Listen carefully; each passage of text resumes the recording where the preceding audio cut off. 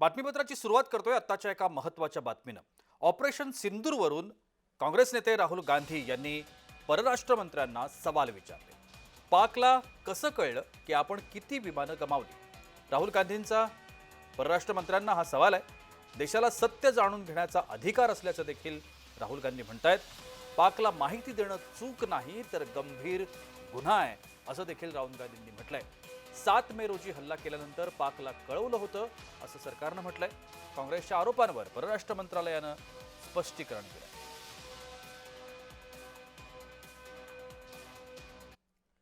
राहुल गांधींच्या आरोपावरती परराष्ट्र मंत्रालयानं काय म्हटलंय आपण पाहूया. आम्ही सुरुवातीला पाकला इशारा दिला होता असं जयशंकर यांनी म्हटलं.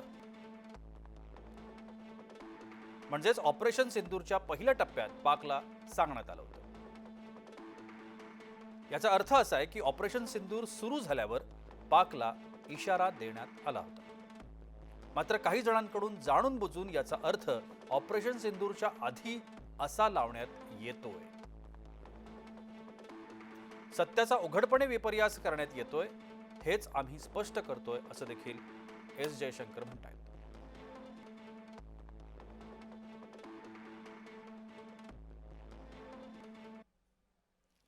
आपण या सगळ्या संदर्भात अधिक माहिती घेण्याचा प्रयत्न करूया. आमचे नवी दिल्लीचे प्रतिनिधी निरंजन कुमार आता माझ्यासोबत दूरध्वनीवरून संपर्कात आहेत. निरंजन जी, मेरी आवाज आप तक पहुंच रही है?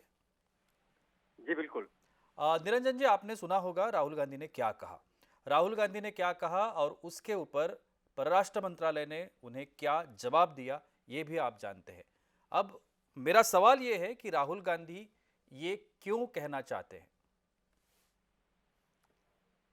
जी देखिए, राहुल गांधी या फिर विपक्ष इस तरह के सवाल करते ही हैं, लेकिन जी. ऐसे सिचुएशन में विपक्ष को इस तरह के सवाल करने से बचना चाहिए।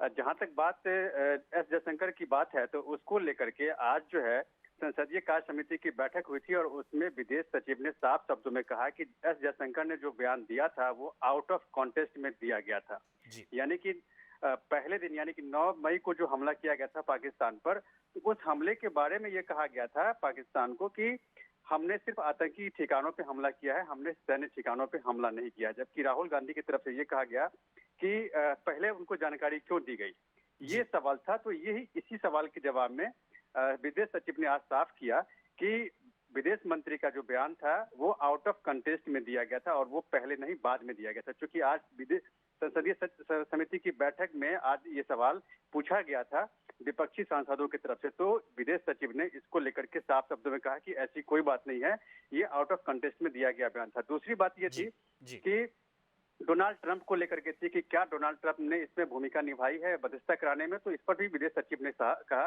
कि इसमें सिर्फ द्विपक्षीय बातचीत हुई है। अगले की तरफ यानी कि पाकिस्तान की तरफ से कहा गया था कि इसको संघर्ष विराम किया जाए, सीज फायर किया जाए, तब जो संघर्ष विराम किया गया था। निरंजन जी, ये आपने अगर राहुल गांधी का जो बयान है वो आपने देखा होगा, तो वो ये कहना चाहते हैं कि पहले ही जानकारी देने की वजह से भारत को भारी नुकसान सहना पड़ा.